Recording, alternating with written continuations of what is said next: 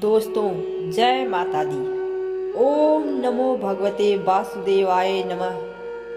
दोस्तों, हर साल आश्विन माह के शुक्ल पक्ष की एकादशी तिथि को पापाकुशा एकादशी मनाई जाती है। इस दिन जगत के पालनहार भगवान विष्णु जी की पूजा उपासना का बड़ा महत्व है। इस शुभ अवसर पर विष्णु जी के पद्मनाभ स्वरूप की पूजा की जाती है। मान्यता है कि पापाकुशा एकादशी के दिन श्री हरि की पूजा उपासना से मनोवांछित फल की प्राप्ति होती है। साथ ही व्यक्ति से जाने अनजाने में हुए सभी पापों का प्रायश्चित होता है। कहा जाता है कि पापाकुशा एकादशी का व्रत रखने से जातक को 1000 अश्वमेध यज्ञ और 100 सूर्य यज्ञ करने के समान शुभ फलों की प्राप्ति होती है।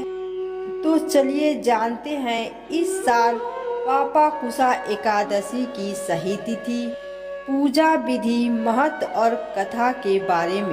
दोस्तों, यदि आप चैनल पर नए हैं तो कृपया चैनल को सब्सक्राइब करके बेल आइकन को प्रेस कर लीजिए, जिससे चैनल पर आने वाली सभी वीडियो की नोटिफिकेशन आपको सबसे पहले मिल जाएगी।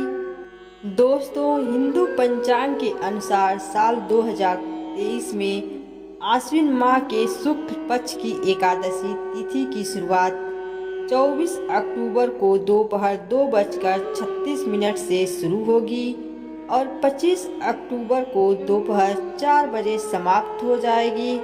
ऐसे में उदया तिथि के अनुसार 25 अक्टूबर 2023 को पापाकुशा एकादशी मनाई जाएगी। दोस्तों, धार्मिक मान्यता है कि इस एकादशी के दिन विष्णु जी और माँ लक्ष्मी की पूजा उपासना से बल, बुद्धि, विवेक और धन की प्राप्ति होती है। साथ ही भगवान विष्णु अपने भक्तों के सभी संकट दूर करते हैं। पद्म पुराण के अनुसार पापाकुशा एकादशी के दिन सोना, तिल, भूमि, गौ, अन्न, जल, जूता और छाते का दान करना बेहद शुभ माना जाता है। ऐसा करने से यमराज के दर्शन नहीं होते हैं। पापाकुशा एकादशी की पूजा विधि। पापाकुशा एकादशी के दिन सुबह सूर्योदय से पहले उठें, स्नान आदि के बाद व्रत का संकल्प लें। इसके बाद एक चौकी पर लाल या पीला साफ कपड़ा बिछाएं और विष्णु जी की प्रतिमा रखें। विष्णु जी को फल, फूल, अक्षत, चंदन, मूली, अक्षत और पंचामृत अर्पित करें।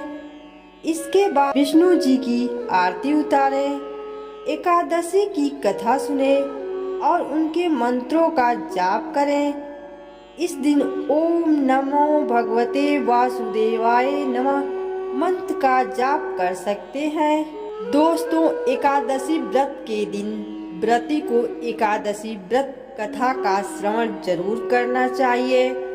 ऐसा माना जाता है कि व्रत कथा को सुनने से भगवान विष्णु की विशेष कृपा प्राप्त होती है और सभी मनोकामनाएं पूरी हो जाती हैं और मृत्यु के पश्चात मोक्ष की प्राप्ति होती है और समस्त पापों से मुक्ति मिलती है। तो आइए पापाकुशा एकादशी व्रत की पावन कथा का श्रवण करते हैं। दोस्तों, प्राचीन समय में विंध्य पर्वत पर क्रोधन नाम का एक बहेलिया रहता था। वह क्रूर स्वभाव का था। उसका सारा जीवन हिंसा, लूटपाट, मदपान और गलत संगति, पाप कर्मों में ही व्यतीत हुआ था। जब उसके अंत समय में यमराज के दूत बहेलिये को लेने आए और यमदूतों ने बहेलिये से कहा कि कल तुम्हारे जीवन का अंतिम दिन है, कल हम तुम्हें ले जाएंगे।